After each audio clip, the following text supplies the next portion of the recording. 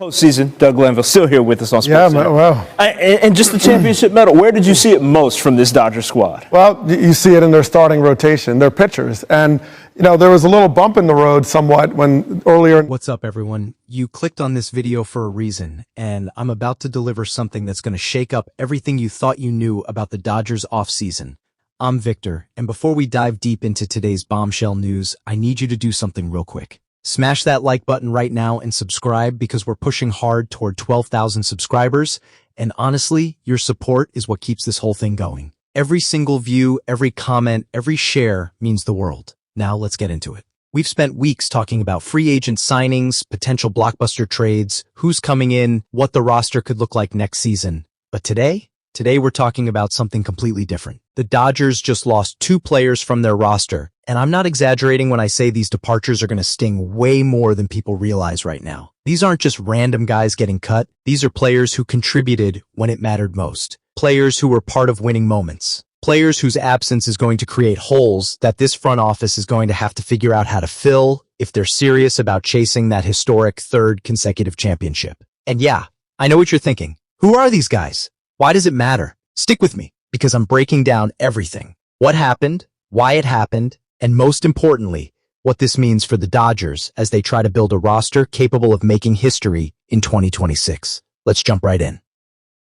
So here's the situation. Tony Gonsolin elected free agency after being outrighted off the 40-man roster. And look, I get it. Some of you might be thinking, okay, Tony Gonsolin, we knew he was dealing with injuries. We knew this was coming. But let's pump the brakes for a second and actually talk about who Tony Gonsolin was when he was healthy. This wasn't just some middle reliever or a guy taking up space. We're talking about a pitcher who made an all-star team. A guy who went 16-1 with a 2.14 ERA back in 2022. That season, he was legitimately one of the most dominant pitchers in all of baseball. He was unhittable. He was a major reason the Dodgers dominated that year. From being a 6th-round draft pick in 2016 to becoming a Rookie of the Year finalist in 2020, Gonsolin was living proof of what this Dodgers development system can do. He wasn't a big name when he arrived, but he turned himself into a legitimate weapon.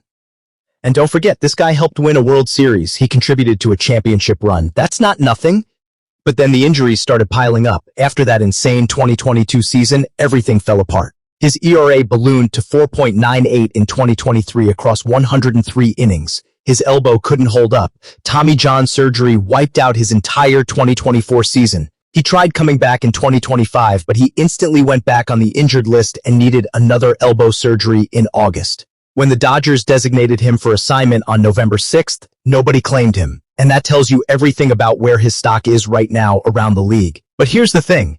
Even though he wasn't going to be a rotation staple in 2026, losing a guy with his upside, his experience, his familiarity with the organization, that matters. Depth matters. Experience matters. Having guys who know what it takes to win in October matters, and now he's gone. That's the first loss. Now let's talk about the second one, and this is the one that caught a lot of people by surprise. Ben Rortvedt was claimed off waivers by the Cincinnati Reds, and I already know what some of you are going to say. He's just a backup catcher. Who cares? But that's where you're wrong. Rortvedt wasn't just sitting on the bench collecting a paycheck. He came in when Will Smith fractured his right hand, and the Dodgers needed somebody to step up and handle the pitching staff during a critical stretch of the season. And guess what? He did exactly that. He hit .224 with a .309 on base percentage and a .327 slugging percentage. That's solid production for a backup catcher. He had a home run, 4 RBIs, and 58 plate appearances, but more importantly, he handled the pitching staff well. He started both wild-card games. Think about that. This guy was thrown into high-pressure playoff situations and performed. You don't just replace that kind of reliability overnight. Yeah, Dalton Rushing is the future. Yeah, Will Smith is the star. But catcher is one of those positions where if you lose depth and injuries hit, your entire season can spiral out of control. And now the Dodgers just lost a guy who proved he could handle the moment when called upon. That's a real loss, whether fans want to admit it or not. So here's what I think, and I really want to hear your thoughts on this in the comments. These aren't just routine roster moves. This isn't the front office cleaning house for no reason. These are 2 legitimate contributors who are now gone at a time when depth is absolutely critical. If the Dodgers are serious about winning a 3rd straight championship, something no team has done in the modern era, they can't afford to lose pieces like this without replacing them. Gonsolin, when healthy, was elite. Rortvedt, when called upon, delivered. Now the Dodgers are banking on their rotation, staying healthy. They're banking on their catching depth, holding up. They're banking on young arms, stepping forward, and no major injuries derailing the season early. That's a lot of faith to put in things that are out of your control. These moves do open up 40-man roster spots, and yes, they give Andrew Friedman and the front office flexibility to make additions, but they also increase the pressure to actually make those additions. The Dodgers need to add another pitcher. They might even need to add another catcher, because right now these two departures leave legitimate holes that have to be addressed. This front office is all in on winning. They've proven that. But these losses have to be offset by bringing in quality players who can contribute right away.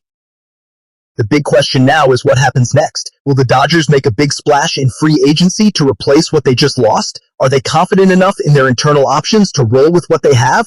Or are they going to surprise everyone and make a trade nobody saw coming? We're going to find out soon, and you better believe I'll be here breaking down every single move as it happens. Dodgers fans, I want to hear from you. Do you think these were the right moves? Are you worried about losing Gonsolin and Wortvet? Or do you think the team has enough depth to absorb these losses? Does this hurt the Dodgers' chances at a three-peat, or is this just business as usual? Drop your thoughts in the comments because I read every single one of them and I love hearing what you all think. And before you go anywhere, don't forget to hit that like button and subscribe. We're so close to 12,000 subscribers and every single one of you helps this channel grow. I appreciate every one of you who takes the time to watch, like, comment, and share these videos. This is Victor, and I'll see you in the next one.